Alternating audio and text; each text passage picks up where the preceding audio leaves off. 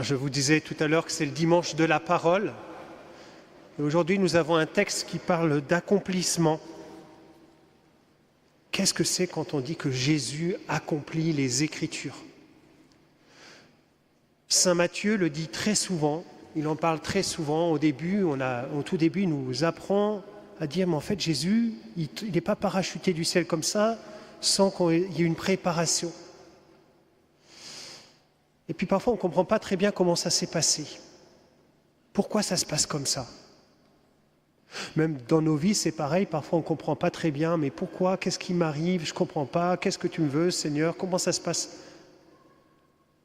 Alors pour Jésus, dès le début, Saint Matthieu nous apprend à dire, mais attention, il y a des passages qu'on connaît bien de nos Écritures qui viennent bien résonner avec la vie de Jésus. Ils prennent un sens nouveau.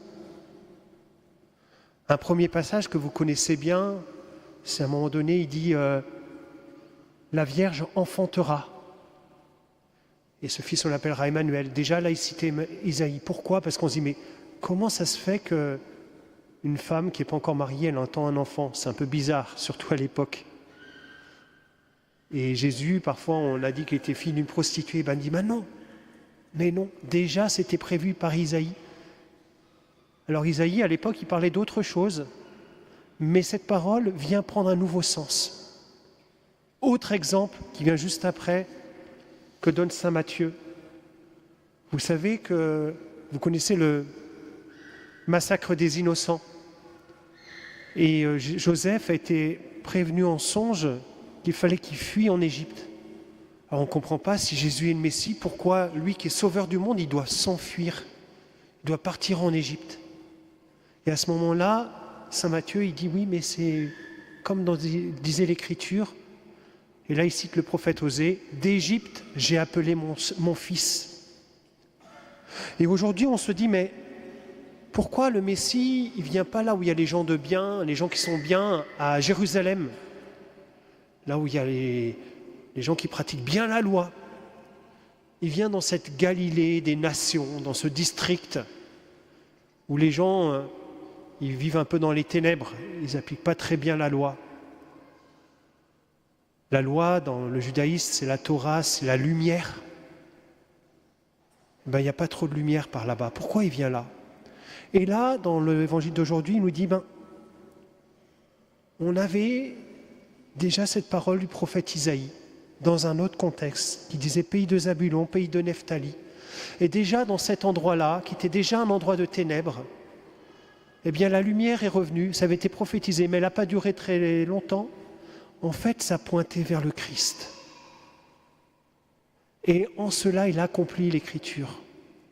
Parce que le Christ, il vient dans les ténèbres, non seulement dans ces régions de Zabulon, dont on n'entendait plus parler à l'époque, mais cette région de Nazareth, il vient là et il va illuminer, il va tout illuminer. Comme dans nos vies, lorsqu'on le rencontre, ça illumine tout, ça change tout, ça change tout. Et il vient précisément visiter ces lieux.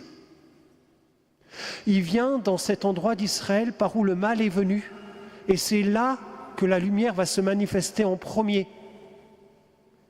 Et c'est curieux parfois de voir les gens qui ont fait des gros péchés, d'un seul coup complètement être retournés comme une crêpe et devenir bien meilleurs que ceux qui sont parfaits. J'ai déjà vécu avec des drogués et en les fréquentant, de voir comment l'Évangile venait les marquer d'une manière bien plus profonde que moi-même. Ils étaient beaucoup plus réceptifs.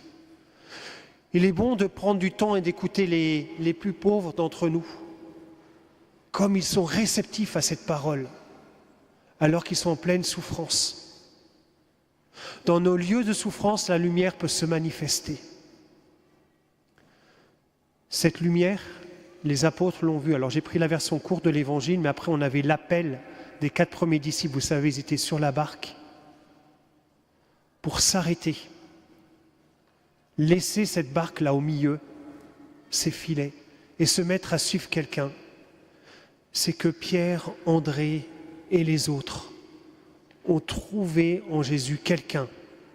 Ils ont su, là il y a une lumière, là il y a quelque chose. Et on va le suivre.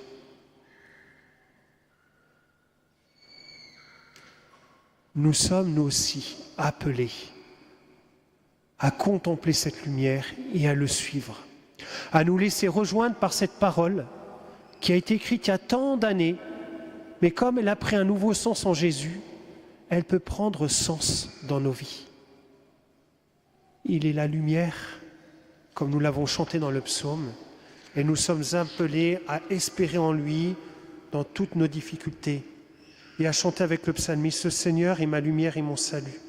J'en suis sûr, je verrai les bontés du Seigneur sur la terre des vivants. C'est-à-dire pas seulement un jour dans le paradis, maintenant. Espère le Seigneur, sois fort et prends courage. Espère le Seigneur.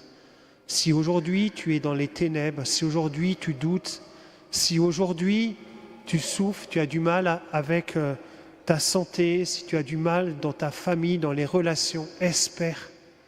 Tourne-toi vers le Christ. Il est la lumière, il est le salut. Tant de personnes ont été expérimentées. Chacun de nous est appelé à le faire.